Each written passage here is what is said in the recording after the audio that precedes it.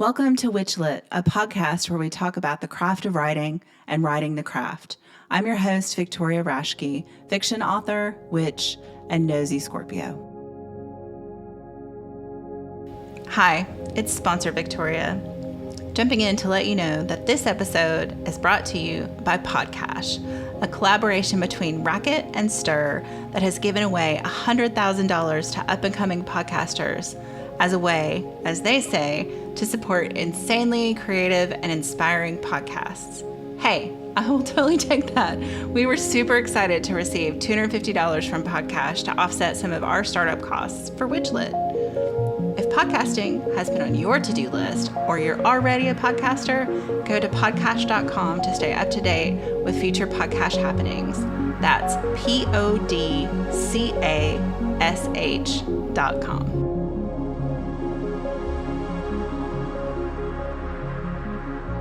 Karen Dales is the award-winning author of The Chosen Chronicles, which includes Changeling, Angel of Death, Shadow of Death, and Thanatos.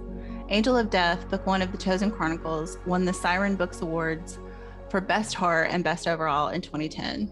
Karen has been an author guest at Polaris, Ad Astra, and Fan Expo, and has appeared at Word on the Street. Currently, she is the managing editor at Dark Dragon Publishing, which has recently released Dream in the Goddess, an anthology of modern goddess stories. Karen Dales, welcome to WitchLit. Thank you so much for having me here, Victoria. I'm really stoked to be here and talk about the anthology. No, I'm so glad to have you. And I will kind of give a little bit of backstory in that we were introduced through Dodie Graham McKay, who I interviewed, and is, by the time people hear this, they will have already heard her episode. So it's just all of these networks of writers in the pagan and witchcraft community is kind of awesome. Mm-hmm. Absolutely. I think a lot of pagans and Wiccans tend to be bookworms. They love to read anything that they can get their hands on. And a lot of pagans are very educated and want to share their knowledge with other people. So that's why you get a lot of people writing, and which is wonderful. Yeah. So speaking of writing, since we're a writing podcast, our first question for everybody is why write? Why write? Because if you don't, you might as well be dead. It's, for me, I've been writing since I could put pen to paper, coming up with stories. I'm a fiction writer, not a nonfiction writer. Like Dodie, she's a nonfiction writer as well as a fiction writer. And for me, it's always been necessary to keep that going in my life, whether I'm helping other people with their stories or whether I'm writing my own. Mm-hmm. So you started writing when you were very young. So what did the journey from like writing those stories to actually getting published look like for you? Oh my goodness. Okay. So a long time ago, when I was in high school, as I said, I was writing love stories. I was taking a creative writing course as an English course, and my teacher there thought I had a lot of potential, and she really encouraged me and thought that I would eventually be a published author. And having someone really back me in terms of saying, hey, you can do this, really helped. So after that, I went to York University. At York University, they were starting up a new program as part of the humanities department, creative writing program, a 3-year creative writing program, only for people who had humanities their major. And you had to apply. You had to kind of audition with a portfolio of your stories. And it starts in second year and then goes third and fourth year. And I got into the first year, which is the second year, the first year of it, where they had like 10,000 applicants, because a lot of people didn't realize it was just for the humanities department. But 10,000 people is still a lot, or maybe not even that much, but well over 1,000, maybe 1,500 people, and they only had 150 slots. So I got in. Then what happens is that in the second year of the creative writing program, of the 150, they only took um, maybe 35. I got in again for the third year. And then for the fourth year, they only took 15, and I got in again. So that really sparked me to keep on writing and the like. And then after that, I kind of went, okay, you know what? Writing is wonderful, and publishing and stuff is, I'd like to eventually get published. I mean, here I am in my early 20s, but I also have to earn an income. So I ended up going to community college and ended up working in the healthcare field. But while working in the healthcare field, I never stopped writing. And I got inspired to write the Chosen Chronicles through a online, well, back then online meant you were writing it out with a whole bunch of people, um, role-playing game. So like a whole bunch of this. So the story was kind of, my story is kind of loosely based off of that game, but the characters that were developed, that for me and one of my friends at that time who was also playing it, became really real. And it kind of like, the characters always have their own personalities, and they'll tell you what they want. And at that point it was like I had to write the Chosen Chronicles. And so it took a long time, 4 books, and working full time, and me having a baby and stuff like that at that time. I and doing all the mom stuff and working full time and writing and stuff. And then when I finished writing Angel of Death, I went and started looking for a publisher, and that's how I ended up with Dark Dragon Publishing, and the rest is history now. So I keep doing writing, but most of my time is spending editing, which is great. I love helping authors really polish their voices. And for the last 8 years or so, I have been a creative writing teacher for the city of Toronto. So I go to community centers and I write, and I help teach there to people, which is great. So that was like because I was able to go from full time work down to part time work because of my editing and stuff like that. Mm-hmm. Yeah. So that was kind of my next question for you is, now that you're published and now you also are a managing editor with Dark Dragon, like how much of your life is writing and how much is kind of all the other things you do to pay the bills and all that? Well, right now, I'm doing a full-time job. It's temporary. I'm not sure how long that will last, but I'm hoping that if they do decide to keep me, I can go down to like 3 days a week, and then I can spend weekends and the other days writing and editing. So I try and do a few hours of a few hours of writing every day on the weekend if I can. It depends, but wow, life really gets you going with its obligations, and sometimes those obligations have to come first before writing. And even if I get like half an hour in, I'm happy. Mm-hmm. Yeah. I mean, sometimes you just have to catch it where you can. Exactly. So you've won an award for your writing. You're working, I guess, professionally in the field as a managing editor. So what are your goals for your writing now? Well, a lot of people want me to continue writing in the Chosen Chronicles, and I have ideas. So I'll probably when I have more time, I'll probably put out another novel in that. But right now, my focus is doing editing and helping other people to get their stories out, and I'm and doing that. And I really like the anthologies, because one thing I've always noticed is that when I'm at conventions, the anthologies tend to get a lot more they're more attractive to the population because they're shorter stories. People don't have to invest so much time because a lot of people don't have time to read anymore. And so if they can just put in a certain amount of effort to just read a short story, put down the book, and then come back later and then invest some more time in a different story within the same anthology. So I think anthologies are starting to become more common, and more desired by the population because of time limitations based upon people's having to work, raise families, do all that commute and everything like that. So I started off writing short stories and then moved into writing novels, and I probably will continue doing both. Mm. It's funny. My writing group met this morning before our interview, and we were talking about this whole like switch to serialization and shorter pieces. And I think you're right. It's like a time and attention span issue, kind of maybe coming Mm-hmm. together. But yeah. Absolutely, absolutely. Because one thing I've always noticed is when I'm at conventions and the like, a lot of the people who go to them say, "Well, I don't have time to read." I hear that a lot.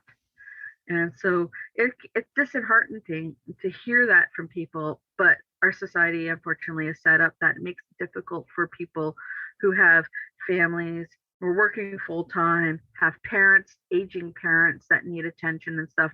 The people who are sandwiched between generations, and have to carry all that load. It's exhausting for them. I understand that because I've had to do that myself.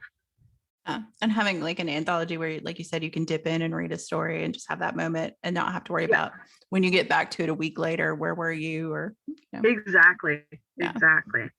Yeah. I like that. So when you do get to write on the weekends, like what is your perfect writing day like? Do you have rituals around it, or is it just like very professional, cut and dried, no preciousness about it? I have so for writing, I have my room, as you can see. It's packed with books. Like, and the reason why I have a heater here is because if I because I purposely covered all my walls with books, and therefore there's no heat getting in. Uh, so yeah, I love books. There's books in front of me, books beside me here, books over there, books over there, books over there. So I do have a single chair, which is right over there. And so what I do is I'll grab some tea. I'll put maybe some music on while I'm writing, and I'll just sit on my chair. And I don't write my first draft on computer. I actually write my first draft by hand. And so it's a longer process, but I find that for me, that's the best way it works. And in fact, I was looking into research about this, and I've seen this with other author friends who write on the computer for their first draft. Um, that your brain works differently when you are typing your manuscript versus handwriting it out. So handwriting it out causes you to be a lot slower. Therefore, you have to really consider what you're writing, which words you're going to write, how you're going to put things together. Um, and that's fine. Whereas and you're using only the creative side, like for right-handed people, you're using left side of your brain, and left-handed people are using your right side of your brain for the most part. But when you are on a keyboard in front of a computer, what happens is that you're using both sides of your brain, which is great, but you're also going really fast, and you're not necessarily thinking about what you're writing. Mm-hmm. So and I see as an editor the huge difference between drafts between people who write their manuscripts or their stories by hand for their first copy, because by the time I get it, they've already edited it when they're putting it into the computer so I can see it. So it's a much more polished that way. I also find that there's less work I have to do if somebody has to works by handwriting first. In terms of editing, I don't have to go, oh, look, you have to get rid of this character. Oh, you see half of that chapter, get rid of it. You see that whole chapter, get rid of that. So I find that, so for me, I tend to I go handwriting and then editing as I type it into the computer. So, but everybody's different, and but that's how I work, and it works out well for me. It just takes a lot longer for me to finish a manuscript. That's all. Yeah, I mean, you're in good company. I mean, Neil Gaiman writes longhand. with a a very lot of nice the fountain famous, pen. yeah. I actually use pencils. The store that I went to before, they had these big fat pencils, like when kids are learning how to write for the first time. And I got a whole bunch of them and I used them all up because they were so comfortable to write. It's like the tiny pencils is like your hands get cramped, but whatever. But the thing is, I like using pencil because I like the feel of it on the paper. And not only that, if I make a mistake, eraser is just a little bit easier than the pen. But no, absolutely. I know some people who love to write by hand, and they'll have a fancy fountain pen for that. I have fancy fountain pens too. So when I journal, because I also journal, I'll use the fancy fountain pens. I'll play with colors. I have gel pens. I have washi tape to make it pretty, but not my manuscripts. But I'm talking about in my journals and stuff. But in my manuscripts, I just use a pencil and eraser and have fun with that. Yeah. I think it's like one of those, I don't think it's that secret, but I think there is like a lot of writers have like this hardcore stationery habit. I think we do pretty journals and nice pens and, ink and all that stuff. Yeah. So exactly. It seems to be a common theme. Let's put it that way. Yeah. Yeah. Well, it makes you feel good. It's like, oh, here's this beautiful blank line sheet of paper. You have this beautiful pen or pencil that feels really good in your hand. So there's a visceral aspect in terms of writing that people have when they're handwriting that I don't think you get when you're typing into the computer. Yeah. And so then you can sometimes I'll light a candle, maybe light some incense and just kind of relax into it. And sometimes I will pick music that will inspire me for a particular emotion or feeling for a particular scene. So yeah, I definitely write music like that too. And I have friends who are like, I can't listen to anything with lyrics when I write, or it can't be in English, or no, I'm exactly the same way. So it's either music with no lyrics or music with lyrics I don't understand. Otherwise, I'll end up like there was one time it's like, oh, this is a really cool song. I can sing it. I'm singing it. I'm starting writing out the lyrics. I'm like, wait, what the heck am I doing in my manuscript? Erase. Yeah. It's like turn the music off. Find something like classical or instrumental or not English. Yeah, I don't have I understand the transcribing what you're hearing thing, and that happens to me occasionally. But I do like to write. Like the first series I wrote to a lot of punk music, which people find really surprising. But sometimes you can't understand those lyrics either, so it's okay. But well, that's exactly it. Yeah, but a lot of it you can, and it was an interesting way to set the mood for a lot of those scenes. But yeah, it is, and I think there's another layer for people who practice magic or are pagans or into witchcraft or whatever terminology people like to use. I don't want to thrust anything upon anybody, but because there's also that ritual of like written magic and ink and all the things around that too. So it's like a double layer for those people who write and practice magic. Yeah, absolutely. So that's why, I mean, within British traditional Wicca, when somebody's initiated, they have to hand copy their Book of Shadows.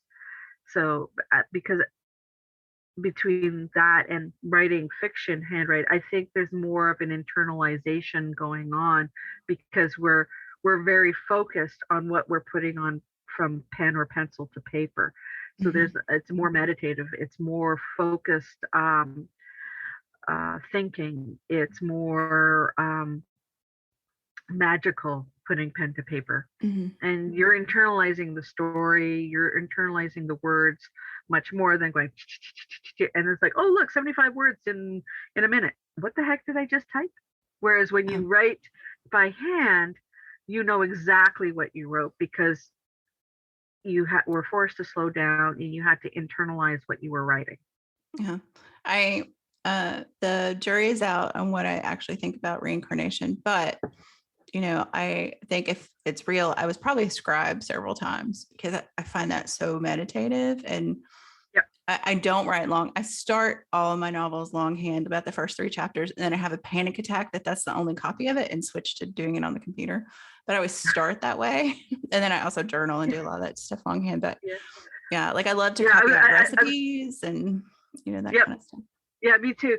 But what I did was like, okay, as soon as I finished handwriting a chapter, I would take it and then I would type it into the computer because again, the fear of losing it, and then I would back everything up, like back it up onto a USB drive, backing it up on a portable hard drive, backing it up everywhere and hiding them so I don't lose them.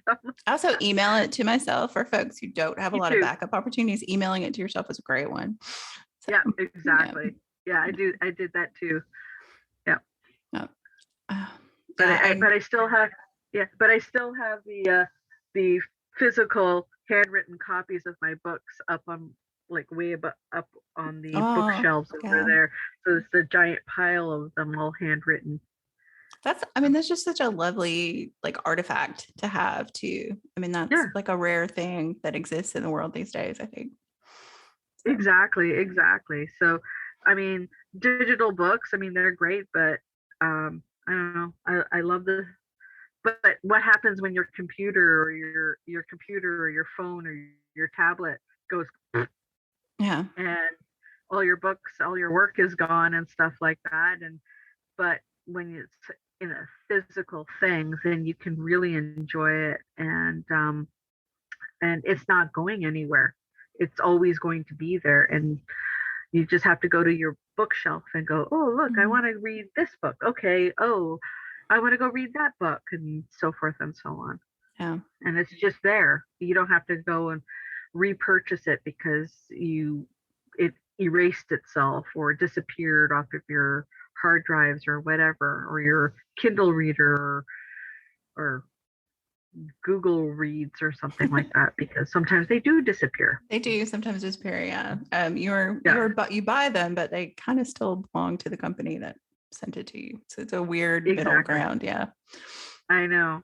Definitely. Yeah. So managing editor at Dark Dragon Publishing, this new book, Dreaming the Goddess, that's come out. Yep.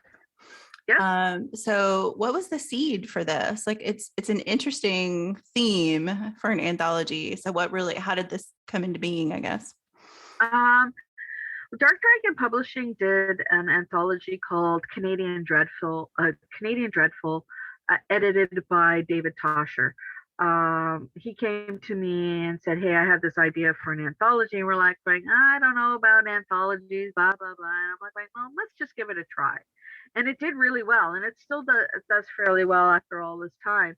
And I was like, well, you know what? I'd really like to do something like that. And then looking in front of me, that's where all my pagan crafty books and stuff are. I was like looking at, oh, look, I have The Witch's God and The Witch's Goddess by Janet and Stuart Farrar. I'm like, you know what? I think it'd be really cool to have an anthology of new goddess fiction. And from there, it was like, yeah, let's do that. And then, so I was like, that's a really great idea. And then I ended up getting introduced to the artist of the cover art. And I was like, oh, can I use this for the cover? And then from the cover and everything started clicking together. And I was like, I have to do that. And so Dreaming the Goddess was born. And we're hoping to put out a call for Dreaming the God, a companion anthology for it. Probably awesome. Around Ostara. So wonderful. Get me working on that too. So did you do an open call, or did you invite people to participate in this first one, or what was the decision about how to do that? Yeah, so we did an open call, and there was a couple people I thought might be interested in providing a story. So that's when I contacted Rosemary. I also contacted a couple other pagans and authors that I know, and there's a lot of them actually. But Rosemary was the one, and she said, well, can I do a new Basque novel? I went, yes, please.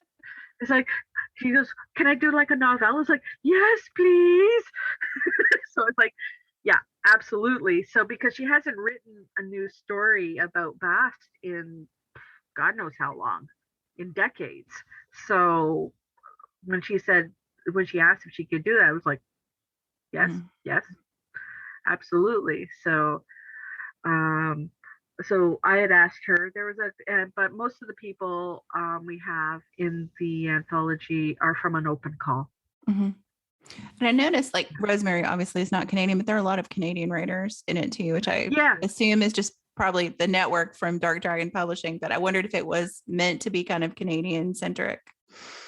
No, it's not. It's not meant to be Canadian centric, which is kind of interesting because I didn't realize how many Canadian authors have their stories in these until I was looking to see about doing a launch party for it. And I was like going, how many of us live in the Toronto area? I'm going, there's me, there's Moira, there's James, there's Christopher, there's Ira, and there's Stephen. And I'm like going, how did more than half of us end up being in this? Not so, but it just kind of happened that way. That the stories. I mean, we have a couple people who wrote stories for it who are from the UK and also from the United States, but surprisingly, most of them are Canadian and reside around me. And whatever. It's funny that was not intentional because I thought maybe that was on purpose. No, it wasn't. No, absolutely not. It was not intentional or on purpose, and I was actually quite surprised. And what's even more amazing is that all the stories are so different from each other, which I really liked. Yeah. I mean, that was one thing when reading through, like, they are very different. Like the writing style is very different. And I would say even like, you can kind of tell there's people at the beginning of their writing journey and people who are more practiced as writers. Like it's a broad spectrum of writers and styles and where they are in their writing journey, I guess, if you want to be poetic about it. Exactly. I mean, and I think that's what I really like, because I have found with other anthologies is that the stories tend to be very similar and the writing styles tend to be similar. But as an editor, I don't want to change an author's voice to suit an anthology or suit a story. I want them to use their voice, written of course, in their own unique style and stuff like that, and make it really shine. And so we do have lots of different styles, and we do have some new people who've never been published before, and then we have some people who have been published numerous times, and then we have Rosemary Edgehill, a New York Times bestselling author. Yeah, I think a lot of listeners will probably recognize that name and recognize the Bast novels from the 90s. And you and I were talking a little bit before we started recording, and I think one of the remarkable things about Rosemary's work is that it is witch fiction, it is WitchLit, but they are real witches. It's not the special effects budget witchcraft. Like, no, absolutely. Yeah. And in fact, when I was talking with her, a lot of the Bast novels, from what I understand, comes from her own personal experience living there and experiencing the pagan and Wiccan witchcraft scene out there and the like. So for me, it was reading that trilogy was amazing. So when she said, "Hey, can I do a Bast novella for your anthology?" it was like, oh yes. Yes, absolutely. Well, it is a nice it's an interesting like bookend. I hope it's not the last one, so I kind of hesitate to use that word because I would love for there to be more Bast stories, but because those original novels are in New York, in the 80s, it's a very snapshot kind of that, the grungy still New York, like the New York from the 70s and 80s. And then for this one to be set on the West Coast, in this, kind of beautiful house, like it's so they're so different, but it's just a lovely kind of continuation of that story as vast as this, woman in her 60s, and what does that look like? And so Exactly. So, and how does she get back into her own spiritual journey and stuff like that after she kind of lost it after for a while, which is fantastic. yeah.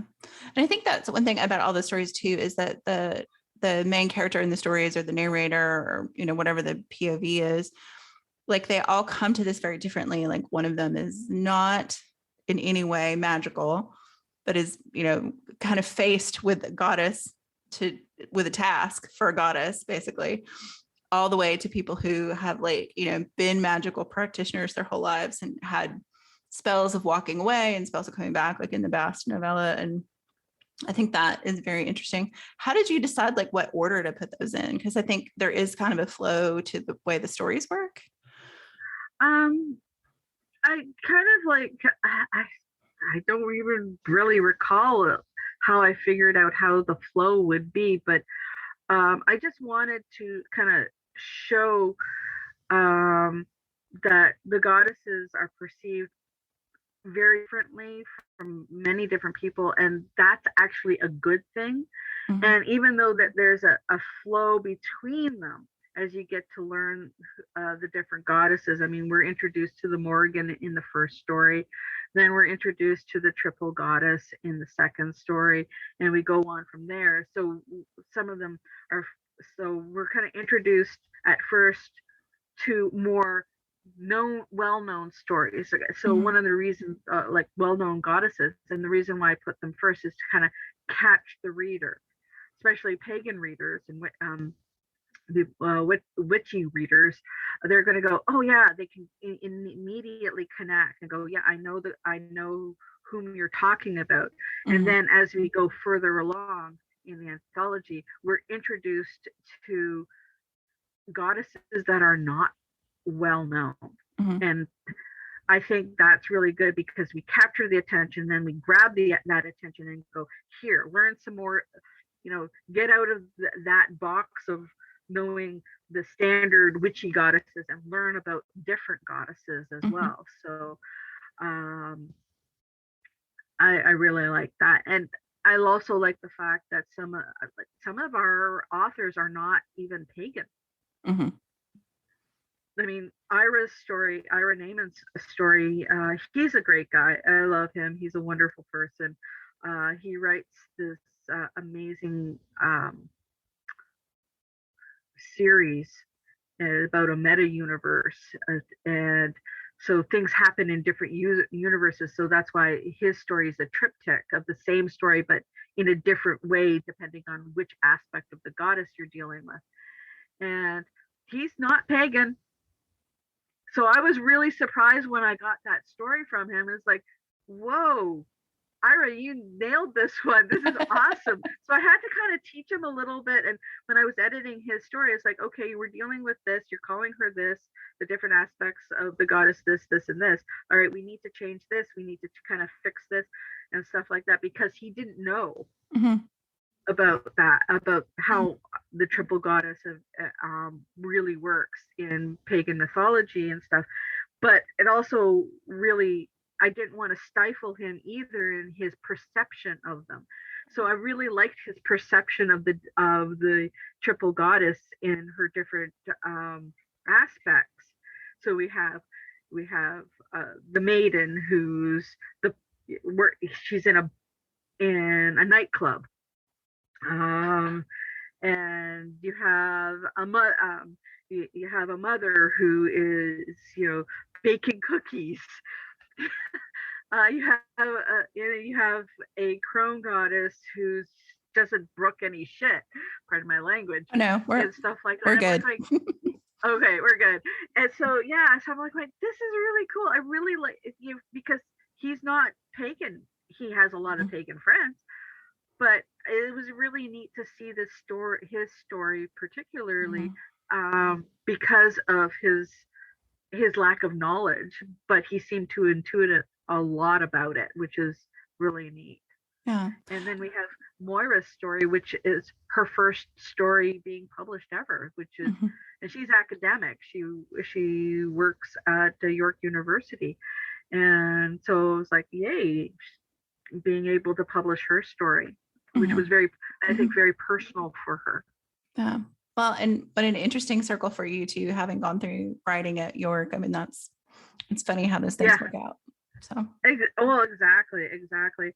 I mean, and what I really liked as well is the fact that we, I decided, you know what, we're gonna put in a meditation in the middle of it, so people can, Mhm. if they want, about Inanna and the descent of Inanna. So it was wonderful that Mary offered to do that meditation and put that in terms of, and there were some goddesses that I got introduced to in this, uh, that I'd never heard of before, which was really wonderful for me. So there was a learning experience for me in terms of being an editor for the story. Mhm. Mhm. It's funny. And That was my next question about like in working on this book, did it change your perception of like things in your own beliefs and practices, just being introduced to these other ideas from other folks, or yeah, like I what think it's changed for mainly you? the, yeah, I think because there's, I mean, we have a story that takes place in Nigeria dealing with Oshun, um, which is a beautiful, like, I mean, it's a wonderful story by Steph Mins, and she lives in the UK, and I really like that because it shows a, not your typical British European story. Then we have the stories um, about Kamali in Tibet, like in Nepal, there in that area, and how that was honored. And I actually was like, is this real? Did did these sort of things happen? And I looked online. I went, oh my god, yeah. So there was a learning experience for me for that. And then with Christopher Gorman's story in terms of Nulfree, I didn't know that the Scots had a horned goddess. And I'm like, this is fantastic. Um, so it was just really neat about learning the different goddesses that had inspired these authors to write about new stories about these goddesses. Yeah. So I think that's great that, I mean, we have stories about goddesses that are very well known, and then we have stories about goddesses that not too many people know or have heard of before. So Mhm. there's an education aspect to this anthology that I really like. And Yeah. I wanted to have happen, and I think it did work out that way. So is that like thinking about going to the next anthology of Dreaming the God? Like, do you think that that's going to inform that more, like to make sure that those same elements are there now that you Absolutely, captured that? absolutely. I want to make sure that those are still there. And one thing I wanted to make sure of is that I didn't have repeats of the same god, or like the same goddess in Dreaming the Goddess. I It's like, if I ended up, so if I accepted a story about the Morrigan, anybody sending me a story about the Morrigan, it was like, sorry, but I already have a story about the Morrigan. Mm-hmm. So they all had to be of different goddesses, and it will be the same thing for Dreaming the God when we Mm-hmm. start put out that open call. Yeah, interesting. Um, so we've talked about this a little bit, but just kind of a more direct way. So what do you hope readers take away from this book? I mean, what do you hope that like they close that last story, and what do you hope they take away from the anthology? Well, I hope that they have learned a couple of things. Well, um, they've learned that there are other goddesses that they have not heard of, and maybe will be interested in looking into those deities. I hope that they learn that their own personal experiences with goddesses and with the different goddesses uh, doesn't mean that they have to be pigeonholed into the mythologies of the past, and that the mythologies of our deities are changing and will change from individual to individual. And I also want them to be entertained. That these these stories have to be entertaining, otherwise people are not going to be interested in reading them. Mm-hmm.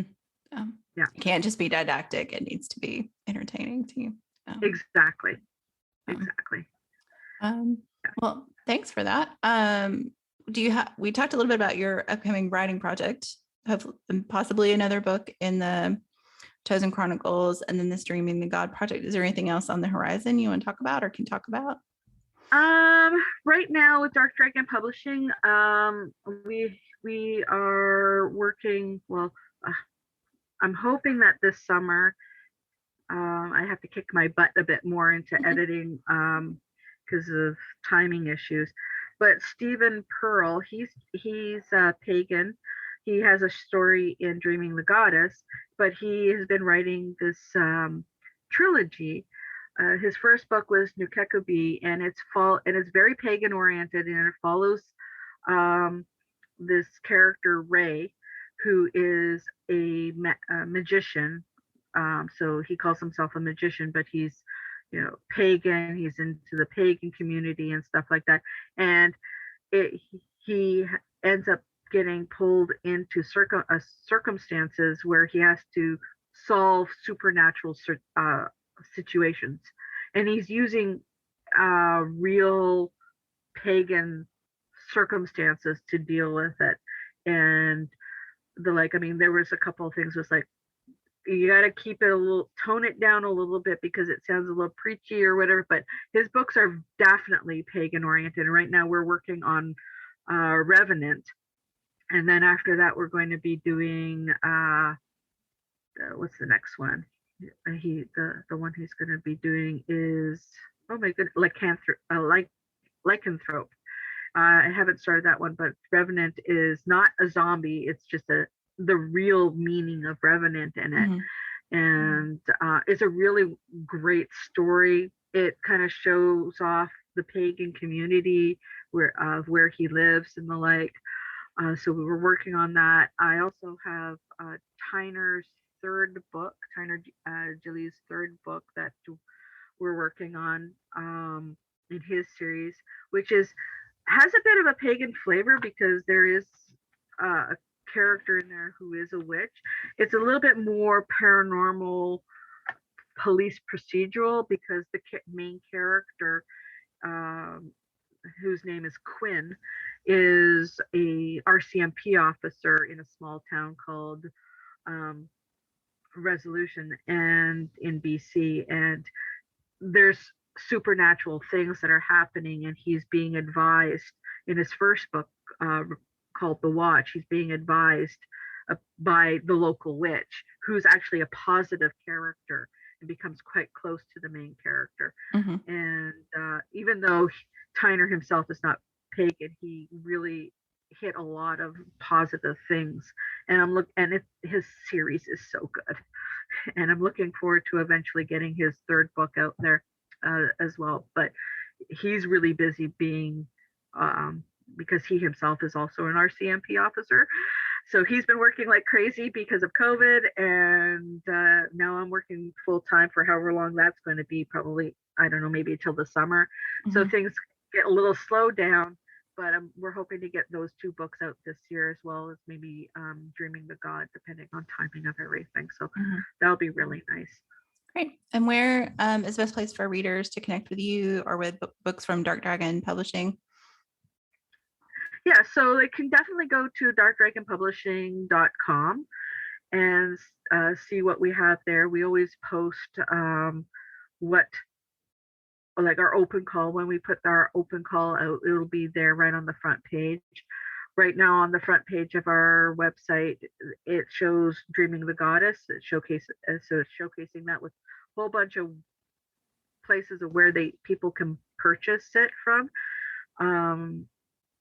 And then there's also a tag that you can see where all, like, the listing of all our books, with also where people can purchase them. Of course, Amazon is always the place where most people go, but there's a lot if you want to support your local booksellers or other booksellers, then those books are generally available there as well. Mm-hmm. But I usually the website usually tags just the the main book sites that most people use.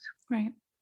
And I'll make sure all those links are to your website and Dark Dragon and all those are in the show notes. So our last question, you've been warned. So I joke that I'm a nosy Scorpio and I like to talk about stuff we're not supposed to talk about. So I'm going to roll a die. And depending on the number I roll, I'm going to ask you a question about death, sex, religion, politics, or money.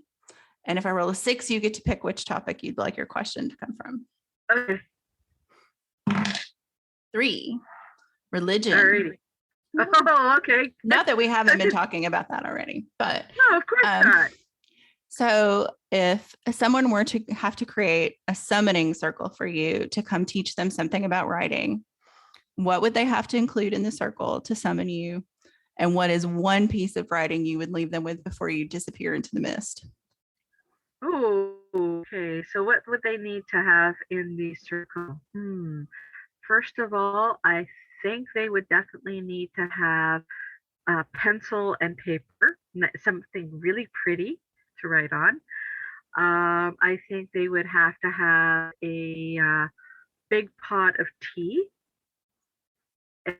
and some sort of snack. I'm happy with cookies. Chocolate chip cookies are good. And, cakes and wine, right? Cakes and wine. Cakes and wine. I think in regards to that, I think they would probably have to summon the muses and then ask me to appear. And I would probably go, say my name, I want to be there.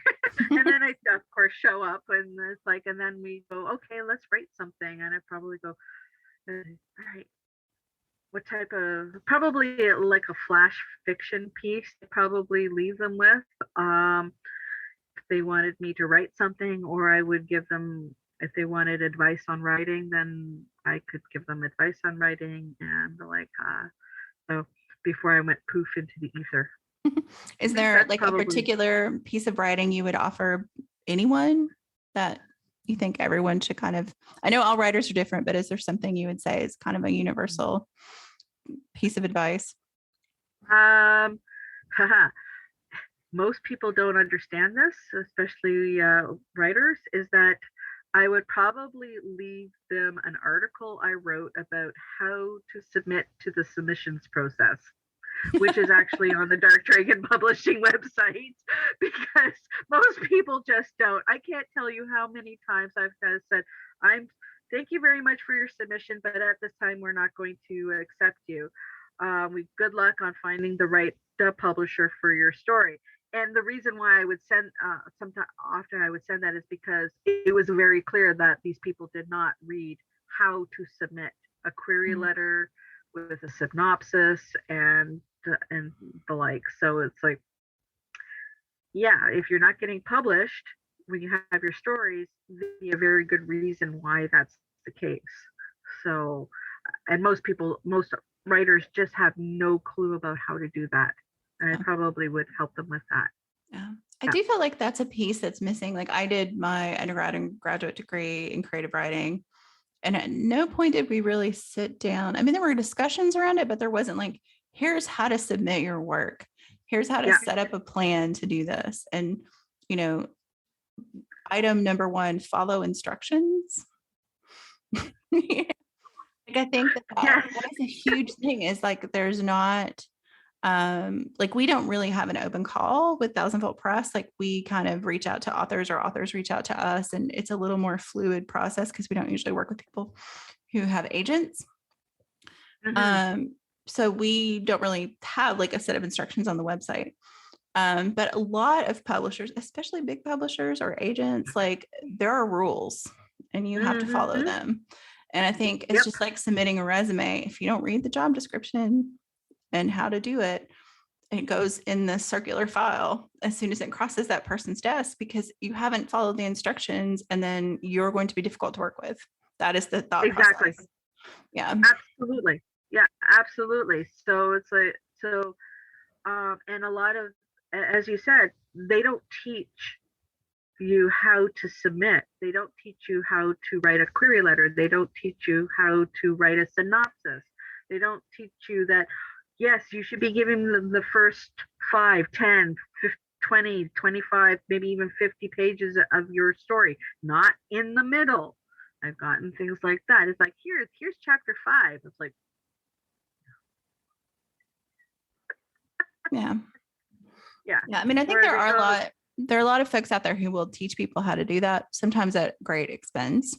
I mean, there are a lot of expensive classes you can take, but I think there's a lot of good free information on the internet to find that information. And most places where you're going to submit, like you said, there are instructions, like follow the instructions and do what they ask you to do. But I think that's great advice.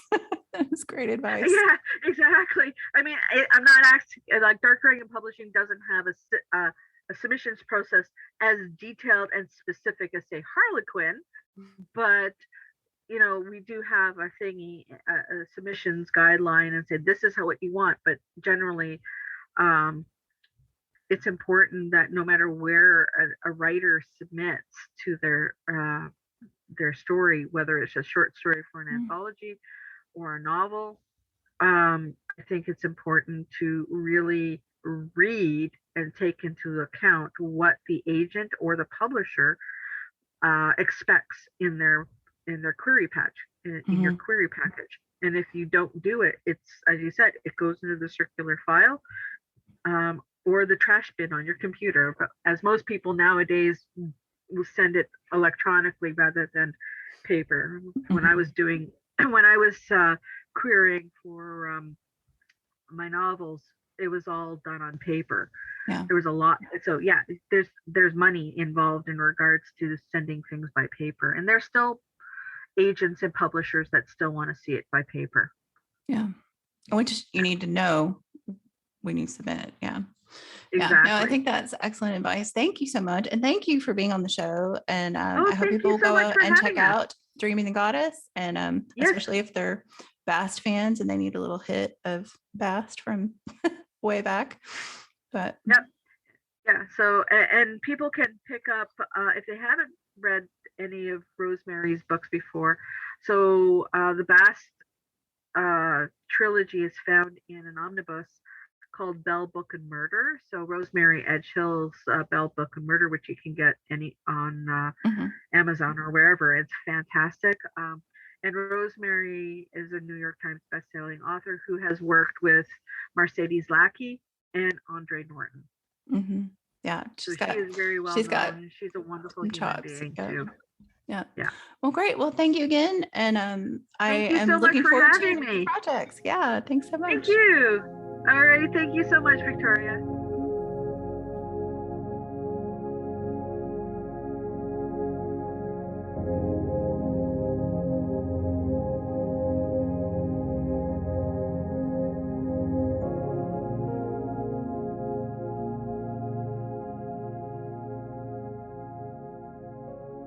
WitchLit is a production of Thousand Volt Press and is edited by Keifel Agostini, who also designed our logo. Our music is Cosmic Glow by Andrew K. End, licensed from Pixabay. You can find transcripts and all our previous episodes at witchlitpod.com and follow us on Instagram and Twitter at witchlitpod. If you enjoyed this episode, please follow or subscribe and consider giving us a rating or review wherever you listen to podcasts. It helps other witches find the show. Thanks for listening and for reading witchy.